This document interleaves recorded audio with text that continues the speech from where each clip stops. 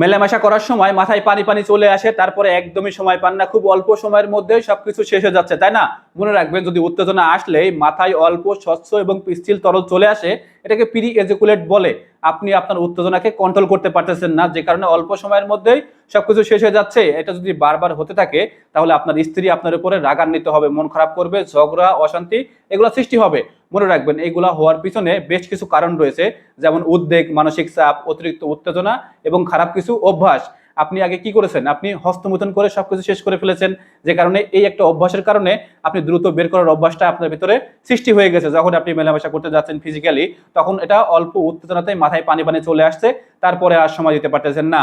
আবার অনেকে কি করতেছেন, এরকম দেখে বসে আছেন, কোনো চিকিৎসা নিচ্ছেন না, লজ্জা অবহেলা করতেছেন। আসলে লজ্জা বা অবহেলা করে কোনোটা করে কোনো লাভ হবে না। অবশ্যই আপনাকে এটার জন্য সুচিকিৎসা নিতে হবে।